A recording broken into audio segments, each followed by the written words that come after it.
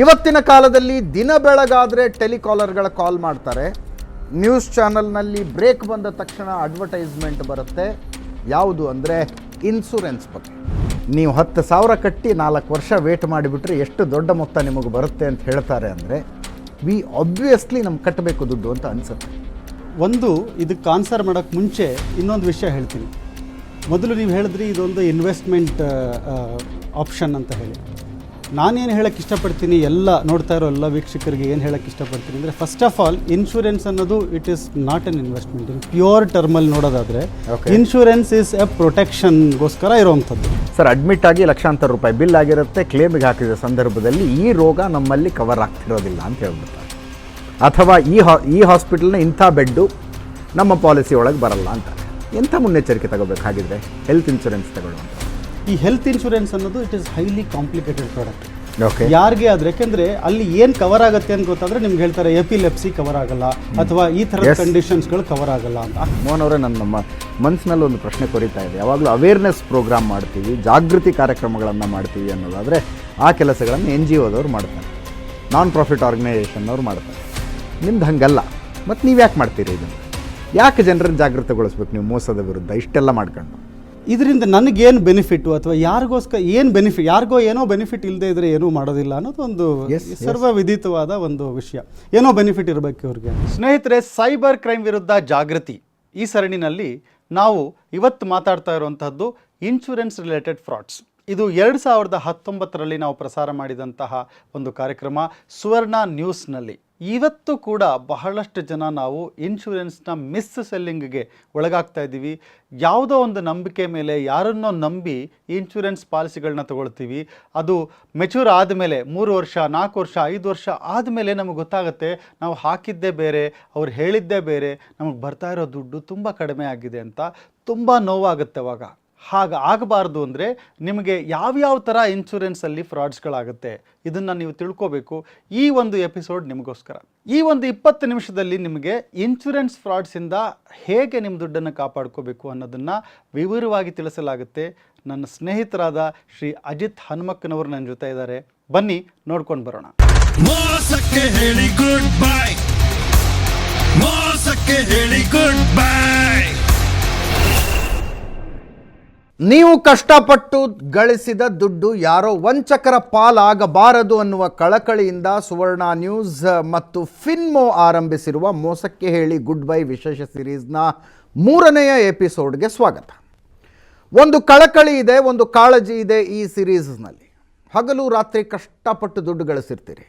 ಆ ದುಡ್ಡನ್ನು ಲಪಟಾಯಿಸಬೇಕು ಅಂತ ಅನೇಕ ಜನ ಹೊಂಚು ಹಾಕಿಕೊಂಡು ಕುಳಿತಿರ್ತಾರೆ. ಅವರಿಂದ ನಿಮ್ಮನ್ನು ನೀವು ಮತ್ತು ನಿಮ್ಮ ಉಳಿತಾಯದ ಹಣವನ್ನು ರಕ್ಷಣೆ ಮಾಡೋದು ಹೇಗೆ ಅಂತ ನಿಮಗೆ ತಿಳಿಸಿಕೊಡಬೇಕು ಅನ್ನೋದು ಉದ್ದೇಶ. ಇವತ್ತಿನ ಕಾಲದಲ್ಲಿ ದಿನ ಬೆಳಗಾದರೆ ಟೆಲಿಕಾಲರ್ಗಳ ಕಾಲ್ ಮಾಡ್ತಾರೆ. ನ್ಯೂಸ್ ಚಾನಲ್ನಲ್ಲಿ ಬ್ರೇಕ್ ಬಂದ ತಕ್ಷಣ ಅಡ್ವರ್ಟೈಸ್ಮೆಂಟ್ ಬರುತ್ತೆ. ಯಾವುದು ಅಂದರೆ ಇನ್ಶೂರೆನ್ಸ್ ಬಗ್ಗೆ. ಲೈಫ್ ಇನ್ಶೂರೆನ್ಸ್ ತಗೊಳ್ಳಿ, ಹೆಲ್ತ್ ಇನ್ಶೂರೆನ್ಸ್ ತಗೊಳ್ಳಿ, ಮೆಡಿಕ್ಲೇಮ್ ಪಾಲಿಸಿ ಮಾಡಿಸ್ಕೊಳ್ಳಿ, ಕಾರ್ ಇನ್ಶೂರೆನ್ಸ್ ತಗೊಳ್ಳಿ, ಈ ರೀತಿಯಾದಂಥದ್ದು. ಅನೇಕ ಸಂದರ್ಭಗಳಲ್ಲಿ ದೊಡ್ಡ ಮೊತ್ತದ ರಿಟರ್ನನ್ನು ಪ್ರಾಮಿಸ್ ಮಾಡ್ತಾರೆ. ಆದರೆ ಅಂತಿಮವಾಗಿ ಕೈಗೆ ಬಂದಾಗ ನೀವು ಕಟ್ಟಿದಷ್ಟು ಹಣ ಕೂಡ ಬರೋದಿಲ್ಲ. ಇದಕ್ಕೆ ನಾನು ಕೂಡ ಒಬ್ಬ ವಿಕ್ಟಿಮೆ ಪರ್ಸ್ನಲಿ. ಇಂಥ ಇನ್ಶೂರೆನ್ಸ್ ಫ್ರಾಡ್ಗಳಿಂದ ನಿಮ್ಮನ್ನು ನೀವು ರಕ್ಷಣೆ ಮಾಡಿಕೊಳ್ಳೋದು ಹೇಗೆ? ಈ ವಿಷಯದ ಬಗ್ಗೆ ಇವತ್ತು ಕೂಡ ನಮ್ಮ ಜೊತೆಗೆ ಫಿನಾನ್ಸ್ ಎಕ್ಸ್ಪರ್ಟ್ ಮೋಹನ್ ಅವರು ಮಾತಾಡ್ತಾರೆ. ಮೋಹನ್ ಅವರೇ, ನಮಸ್ಕಾರ.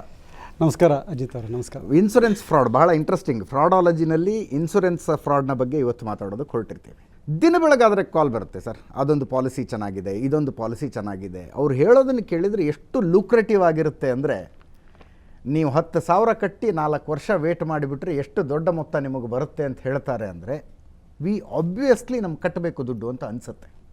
ಒಂದು ಇದಕ್ಕೆ ಆನ್ಸರ್ ಮಾಡೋಕ್ಕೆ ಮುಂಚೆ ಇನ್ನೊಂದು ವಿಷಯ ಹೇಳ್ತೀನಿ. ಮೊದಲು ನೀವು ಹೇಳಿದ್ರಿ ಇದೊಂದು ಇನ್ವೆಸ್ಟ್ಮೆಂಟ್ ಆಪ್ಷನ್ ಅಂತ ಹೇಳಿ.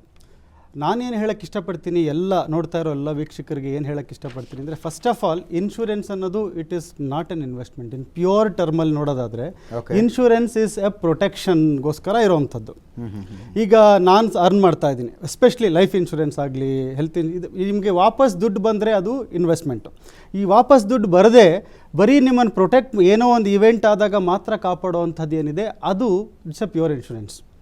ಈಗ ನಾನೊಂದು 10 ಲಕ್ಷ ಸಂಪಾದನೆ ಮಾಡ್ತಿದ್ದೀನಿ ವರ್ಷಕ್ಕೆ ಅಂತಂದರೆ, ಅದರಲ್ಲಿ ಸಪೋಸ್ ನಾಳೆ ಏನೋ ಆಯಿತು, ಏನೋ ಆಗಿ ನಾನಿಲ್ಲ ಅಂತಾದರೆ ನನ್ನ 4-5 ಜನ ಇರೋ ಕುಟುಂಬಕ್ಕೆ ಬೀದಿಗೆ ಬಂದುಬಿಡ್ತಾರೆ ಅವರು. ಯಾಕೆಂದರೆ ಅವ್ರಿಗೆ ಜೀವನ ನಡೆಸೋದಕ್ಕೆ ಏನೂ ಇರೋದಿಲ್ಲ, ಯಾಕೆಂದರೆ ನನ್ನ ಸಂಪಾದನೆ ಮೇಲೆ ಡಿಪೆಂಡ್ ಆಗಿರ್ತಾರೆ. ಆ ಹಣ ಸಿಕ್ಕಲಿಲ್ಲ ಅವ್ರಿಗೆ ಅಂತಂದಾಗ ಅದು ಸಿಗಬೇಕು ಅಂದರೆ ಏನು ಮಾಡಬೇಕು ಅಂದರೆ, ನಾನೊಂದು 50 ಲಕ್ಷಕ್ಕೋ 1 ಕೋಟಿಗೋ ಇನ್ಶೂರೆನ್ಸ್ ತೊಗೊಂಡಿದ್ರೆ ಅಕಸ್ಮಾತ್ ಯಾರಿಗೂ ಗೊತ್ತಿಲ್ಲ ಎಷ್ಟು ದಿನ ಬದುಕ್ತೀವಿ.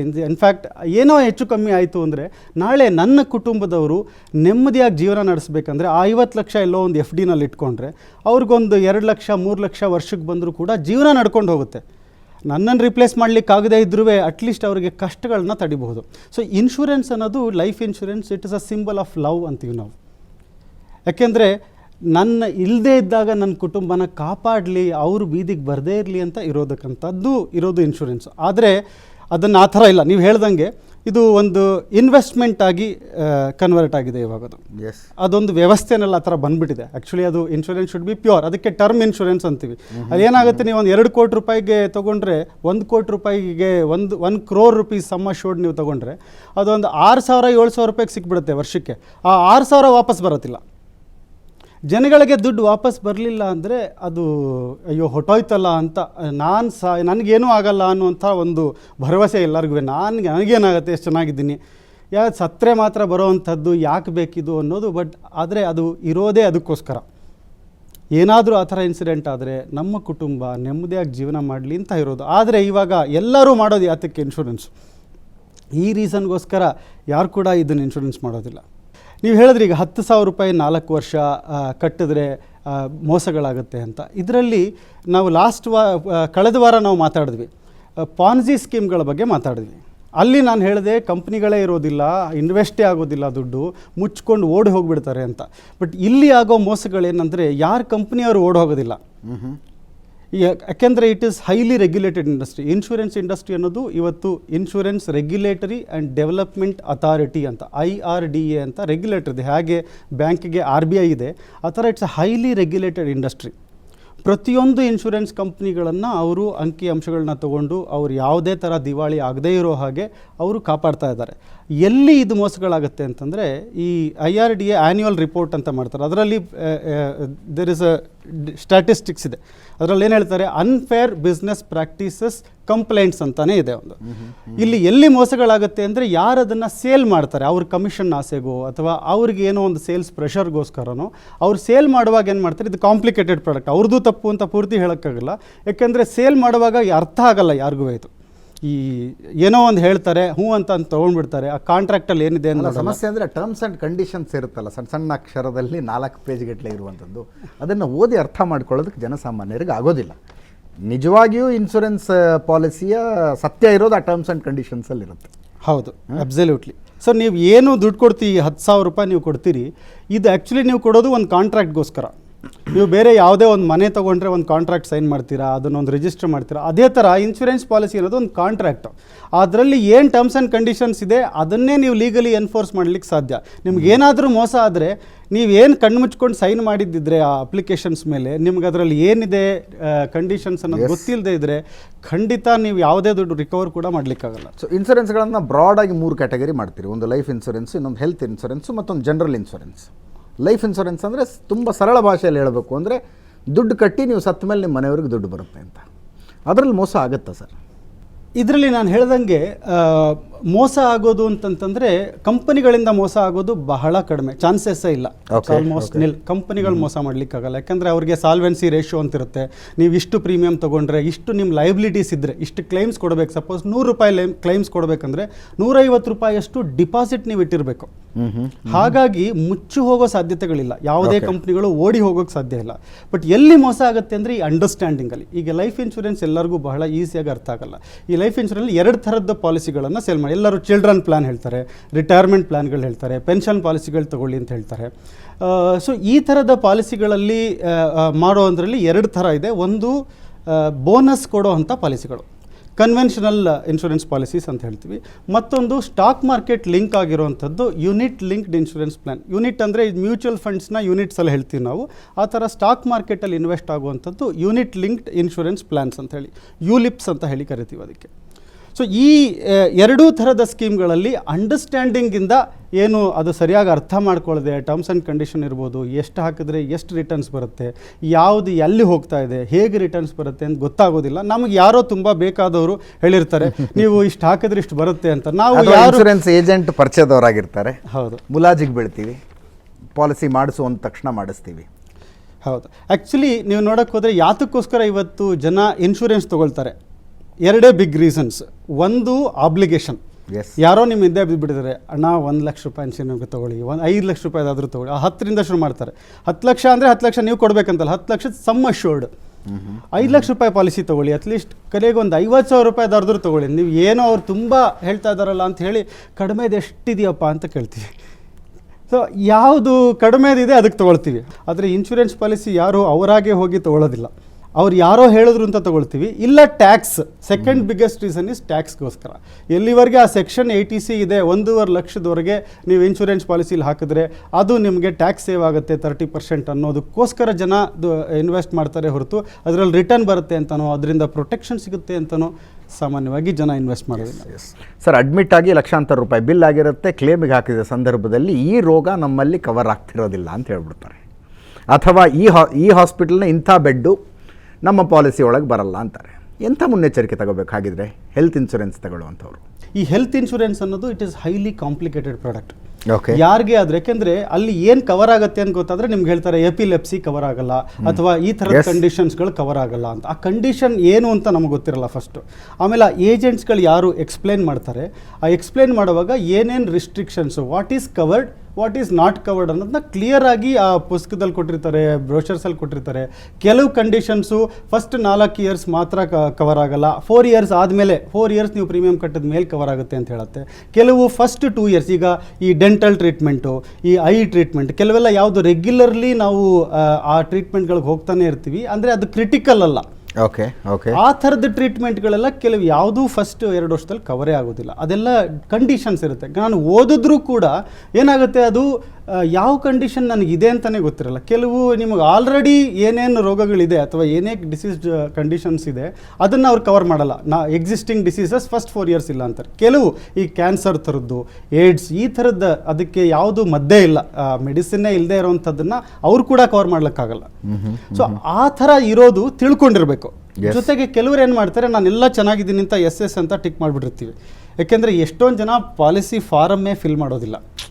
ಹೌದು, ಅವ್ರು ಮಾರ್ಕ್ ಮಾಡಿ ಎಲ್ಲಿ ಸಿಗ್ನೇಚರ್ ಮಾಡಬೇಕಂತ ಕೇಳ್ತಾರೆ, ಅಲ್ಲಿ ಸಿಗ್ನೇಚರ್ ಮಾಡಿಬಿಟ್ಟು ಹೋಗ್ತಾರೆ. ನಿಮ್ಗೆ ಏನು ನಿಮ್ಮ ಹಿಂದೆ ನಿಮ್ಮ ಪೂರ್ವಜರಿಗೆ ಏನಾದರೂ ಹೆರಿಡಿಟ್ರಿ ಕಾಯಿಲೆಗಳಿತ್ತಾ, ಕೆಲವೆಲ್ಲ ಅವ್ರಿಗೆ ನಿಮಗೆ ಕೊಡಬೇಕಾ ಬೇಡವಾ ಅಂತ ಒಂದು ಕಂಪ್ನಿಗೆ ಡಿಸೈಡ್ ಮಾಡಬೇಕಂದ್ರೆ ಅವ್ರಿಗೆ ಎಷ್ಟೊಂದು ಮಾಹಿತಿ ಬೇಕು. ಅವ್ರೇನು ಮಾಡ್ತಾರೆ, ಅದು ಕಾಂಟ್ರಾಕ್ಟಲ್ಲಿ ಎಲ್ಲನೂ ಬರೆದ್ಬಿಟ್ಟಿರ್ತಾರೆ. ನಿಮಗೆ ಕೊಟ್ಟಿಲ್ಲ ಅಂತ ನೀವೇನಾದ್ರು ಕನ್ಸ್ಯೂಮರ್ ಫೋರಮ್ಗೆ ಹೋದರೆ ಏನೇ ಮಾಡಿದ್ರು ಅಲ್ಲಿ ಅವರು ಪ್ರೂಫ್ ತೋರಿಸ್ತಾರೆ. ಅವರು ಓದಿದ್ದೀನಿ, ನನಗೆ ಅರ್ಥ ಮಾಡ್ಕೊಂಡಿದ್ದೀನಿ ಅಂತ ಸೈನ್ ಮಾಡಿದ್ದಾರೆ, ಪಾಲಿಸಿ ಸೈನ್ ಮಾಡಿದ್ದಾರೆ ಅಂದರೆ ಅವ್ರ ಅರ್ಥ ಆಗಿದೆ ಅನ್ನೋದೊಂದು ಅರ್ಥ. ಹಾಗಾಗಿ ನೀವಿಲ್ಲಿ ಹೆಚ್ಚು ಪ್ರಾಬ್ಲಮ್ಗಳು ಬರೋದು it is because of understanding. Okay. So ಹಾಗೆ ನೀವು ಸರಿಯಾಗಿರೋ ಅಡ್ವೈಸರ್ ಜೊತೆ ಇಟ್ಕೊಂಡು ಅದನ್ನು ತಿಳ್ಕೊಂಡು ನೀವು ಅಷ್ಟೇ ಇನ್ಫಾರ್ಮೇಷನ್ ಕೊಡುವಾಗ ನಿಜಾನೇ ಕೊಡಬೇಕು. ಕಾಲರ್ ಇದ್ದಾರೆ ನಮ್ಮ ಜೊತೆಗೆ. ಸರ್ ನಮಸ್ಕಾರ. ಸರ್ ನಮಸ್ಕಾರ. ಏನು ಹೆಸರು ನಿಮ್ಮದು? ರವಿ ಅಂತ ಸರ್. ರವಿ, ಎಲ್ಲಿಂದ ಮಾತಾಡ್ತಿದ್ದೀರಿ? ಬೆಂಗಳೂರಿಂದ ಮಾತಾಡ್ತಾ ಇದ್ದೀನಿ ಸರ್. ಮೋಸಕ್ಕೆ ಹೇಳಿ ಗುಡ್ ಬೈನಲ್ಲಿ ಯಾವ ರೀತಿಯ ಮೋಸದ ಬಗ್ಗೆ ನಿಮಗೆ ಮಾಹಿತಿ ಬೇಕಾಗಿದೆ ಮೋಹನ್ ಅವರಿಂದ? ಸರ್ 2013ನೇ ಇಸ್ವಿಯಲ್ಲಿ ನಾನು ಸೇವಿಂಗ್ಸ್ ಅಕೌಂಟ್ ಅಲ್ಲಿ ಒಂದು 1 ಲಕ್ಷ ಇಟ್ಕೊಂಡಿದ್ದೆ. ಓಕೆ, ಸೇವಿಂಗ್ಸ್ ಅಕೌಂಟ್ ಅಲ್ಲಿ? ಹಾ ಹೌದು. ಓಕೆ. ಅಲ್ಲಿ ನಮ್ಮ ಬ್ಯಾಂಕ್ ಅವರು ಒಂದ್ಸಲ ಕಾಲ್ ಮಾಡಿ, ಸರ್ ಯಾಕೆ ಅಲ್ಲಿ ಇಡ್ತೀರಾ, ಯುಲಿಪ್ ಅನ್ನೋದ್ರಲ್ಲಿ ಇನ್ವೆಸ್ಟ್ ಮಾಡಿ. ಯಾವ್ದ್ರಲ್ಲಿ? ಯುಲಿಪ್ ಅಂತ ಸರ್. ಯುಲಿಪ್, ಓಕೆ.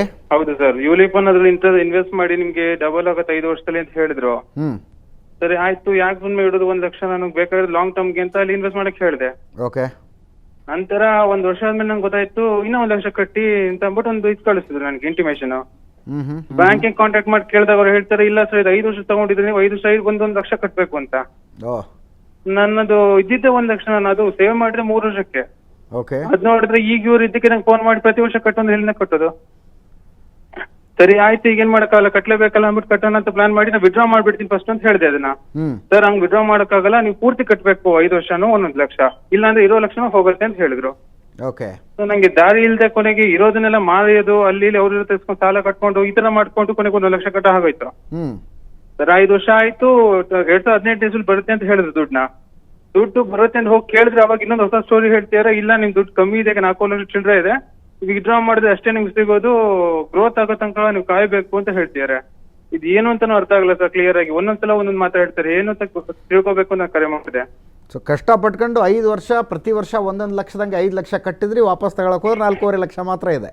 ಈ ಸಮಸ್ಯೆ ಯಾಕೆ ಬರುತ್ತೆ ಅಂದರೆ, ಸಾಮಾನ್ಯವಾಗಿ ಇದೆಲ್ಲ 2005ರಿಂದ 2010ರವರೆಗೆ ಬಹಳಷ್ಟು ಈ ಥರದ ಯುಲಿಪ್ಗಳಿಂದ ಬಹಳಷ್ಟು ಮೋಸಗಳಾಯಿತು. ಮೋಸಗಳು ಅಂದರೆ ಈ ಹೆಚ್ಚಿನ ಆಸೆ, ಕಮಿಷನ್ಗೋಸ್ಕರ ಹೆಚ್ಚು ಸೇಲ್ ಮಾಡಿ ಇದರಿಂದ ಜಾಸ್ತಿ ರೇಟ್. ಆವಾಗ ಮಾರ್ಕೆಟ್ಸ್ ಕೂಡ ಚೆನ್ನಾಗಿ ನಡೀತಾ ಇತ್ತು 2003ಇಂದ 7-8ವರೆಗೆ, ಅದು ಬಿಫೋರ್ ಇಟ್ ಫೆಲ್ ಇನ್ 2008.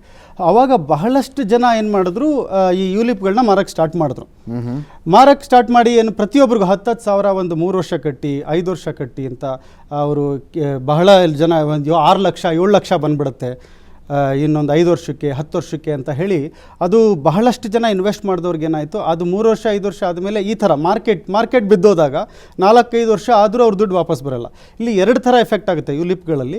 ಇದು ಗೊತ್ತಿರೋರು ಮಾತ್ರ ಇನ್ವೆಸ್ಟ್ ಮಾಡಬೇಕು, ಯಾವ ಫಂಡ್ಗೆ ಹಾಕಬೇಕು, ಅದರಲ್ಲಿ ಯಾವಾಗ ತೆಗಿಬೇಕು, ಅದು ಮಾರ್ಕೆಟ್ ನಾಲೆಡ್ಜ್ ಇರೋರು ಮಾತ್ರ ಯುಲಿಪ್ಸಲ್ಲಿ ಇನ್ವೆಸ್ಟ್ ಮಾಡಬೇಕು. ಇನ್ನೊಂದು ಬಹಳ ಮುಖ್ಯವಾದ ವಿಷಯ ಅಂದರೆ, ಯಾವುದೇ ಇರಲಿ, ಅದು ಯುಲಿಪ್ ಇರಲಿ ಅಥವಾ ಬೋನಸ್ ಕೊಡೋ ಪ್ಲಾನ್ಗಳೇ ಆಗಲಿ, ಇನ್ಶೂರೆನ್ಸ್ ಅಂದರೆ 3 ವರ್ಷ 5 ವರ್ಷಕ್ಕಲ್ಲ. ಅದು ಕಡಿಮೆ ಅಂದರು ಮಿನಿಮಮ್ 15ರಿಂದ 20 ವರ್ಷ ಕಂಪ್ಲೀಟ್ ಟರ್ಮ್ ಕಟ್ಟಿದ್ರೆ ಮಾತ್ರ ನಿಮಗೆ ಪೂರ್ಣವಾದ ಲಾಭ ಬರೋಕ್ಕೆ ಸಾಧ್ಯ. ನಾನು ನೋಡೋರು ಎಲ್ಲರಿಗೂ ಏನು ಹೇಳ್ತೀನಿ ಅಂದರೆ, ಮೈ ರಿಕ್ವೆಸ್ಟ್ ಇಸ್, ಈ ಶನಿವಾರ ಅಥವಾ ಭಾನುವಾರ ನಿಮ್ಗೆ ಯಾವಾಗ ಸಮಯ ಸಿಗುತ್ತೋ ಕೂತ್ಕೊಂಡು ನಾನು ಏನು ಇನ್ವೆಸ್ಟ್ ಮಾಡಿದ್ದೀನಿ, ಇದುವರೆಗೆ ಏನಾಗಿದೆ ಅಂತ ನೋಡಿ. ಎಸ್. ಈಗ ಒಂದು 50,000 ಇದೆಲ್ಲ ಕಷ್ಟಪಟ್ಟಿದ್ದು ದುಡ್ಡು. ಹೌದು. ಏನೋ ಹೋಯ್ತು 10,000 ಏನೋ ಆಗುತ್ತೆ ಅಂತ ಬಿಡಬಾರ್ದು, ಏನಾಗಿದೆ ಅಂತ ನೋಡಬೇಕು. ಅಕಸ್ಮಾತ್ ನೀವು ನೋಡ್ತೀರ ಇಷ್ಟು ಕಟ್ಟಿದ್ದೀನಿ, ಇವತ್ತಿನ ವ್ಯಾಲ್ಯೂ ಎಷ್ಟಿದೆ, ನಿಮ್ಗೆ ಕಾಲ್ ಮಾಡಿ ನಿಮ್ಮ ಏಜೆಂಟ್ಸ್ಗೆ ಕೇಳಿ ಎಷ್ಟಿದೆ ಇವಾಗಿನ ವ್ಯಾಲ್ಯೂ ಅಂತ ಕೇಳಿ. ಅವ್ರು ಹೇಳ್ತಾರೆ ಇಷ್ಟಿದೆ ಅಂತ.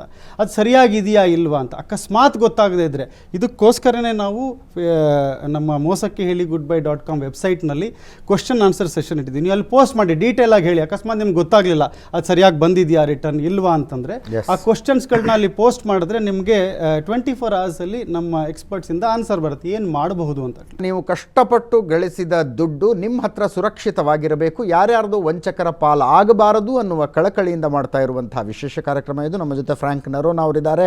ಪ್ರೆಸ್ ಇನ್ಫಾರ್ಮೇಷನ್ ಬ್ಯೂರೋದ ಮುಖ್ಯಸ್ಥರಾಗಿ ಕೆಲಸ ನಿರ್ವಹಿಸಿ ನಿವೃತ್ತರಾದಂಥವರು. ನಮ್ಮ ಮಾಜಿ ಕೇಂದ್ರ ಸಚಿವ ಅರುಣ್ ಜೇಟ್ಲಿ ಅವರ ಜೊತೆ 4 ಬಜೆಟ್ ಸಂದರ್ಭದಲ್ಲಿ ಅವರ ಜೊತೆಗೆ ಇದ್ಕೊಂಡು ಬಜೆಟ್ನ ಫಾರ್ಮೇಷನ್ ಮಾಡೋದರಲ್ಲಿ ಕಾಂಟ್ರಿಬ್ಯೂಷನ್ ಮಾಡಿದಂಥವರು ಫ್ರಾಂಕ್ ನರೋನಾ ಮಾತಾಡ್ತಾರೆ ಮೋಸಕ್ಕೆ ಹೇಳಿ ಗುಡ್ ಬೈ ವಿಶೇಷ ಸಿರೀಸ್ ಬಗ್ಗೆ.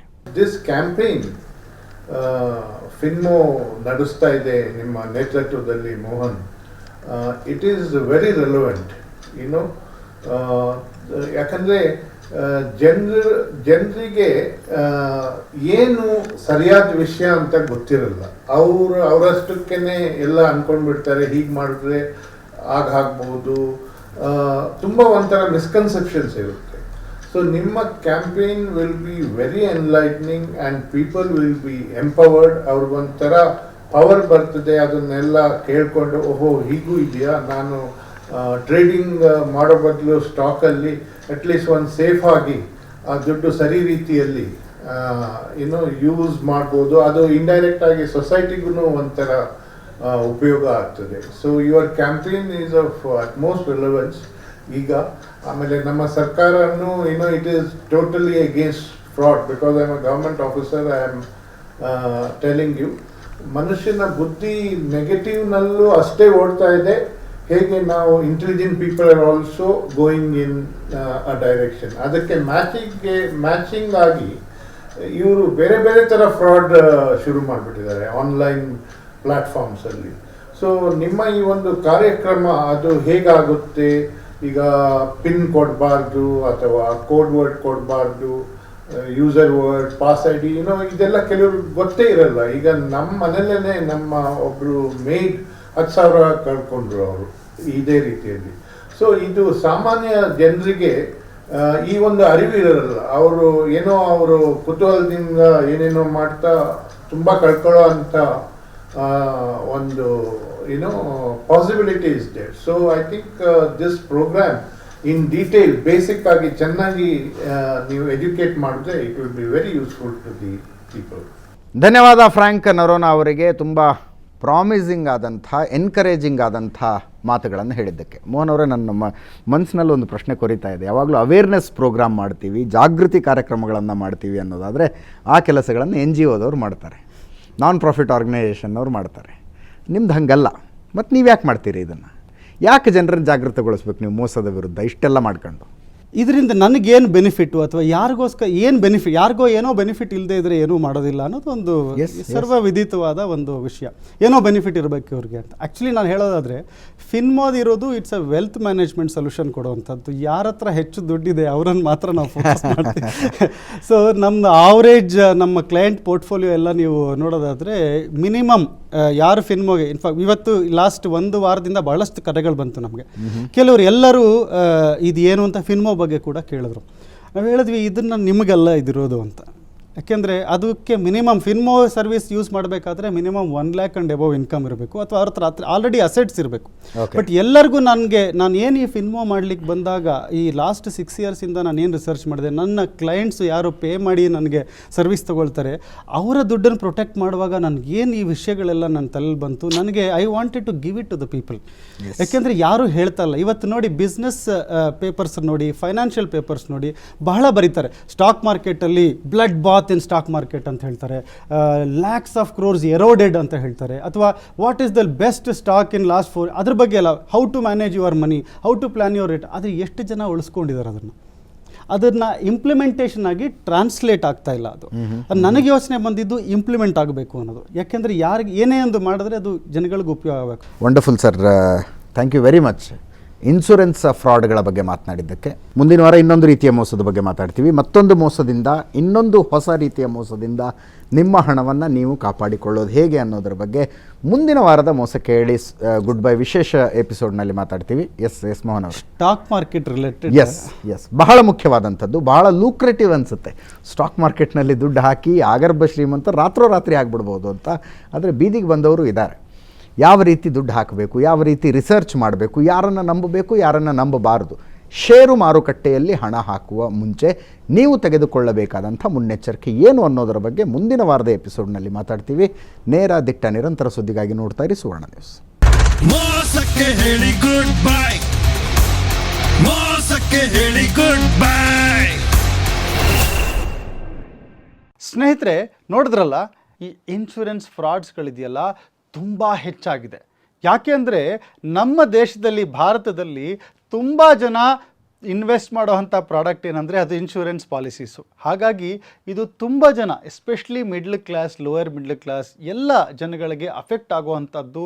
ಅಂದರೆ ನಾವೆಲ್ಲ ತುಂಬ ಕಷ್ಟಪಟ್ಟು ಸಂಪಾದನೆ ಮಾಡಿರ್ತೀವಿ.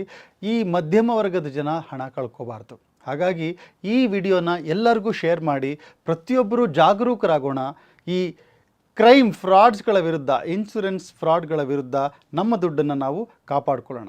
ಮುಂದಿನ ಎಪಿಸೋಡ್ನಲ್ಲಿ ನಾವು ಸ್ಟಾಕ್ ಮಾರ್ಕೆಟ್ ಫ್ರಾಡ್ಸ್ಗಳ ಬಗ್ಗೆ ಮಾತಾಡ್ತೀವಿ. ಸೈಬರ್ ಕ್ರೈಮ್ ವಿರುದ್ಧ ನಾವೆಲ್ಲರೂ ಒಟ್ಟಾಗೋಣ, ಜಾಗರೂಕರಾಗೋಣ. ನಾವು ಕಷ್ಟಪಟ್ಟು ದುಡಿದ ಹಣನ ನಾವು ಕಾಪಾಡಿಕೊಳ್ಳುವಂತಹ ಒಂದು ಬುದ್ಧಿವಂತಿಕೆ ಬೆಳೆಸ್ಕೊಳ್ಳೋಣ.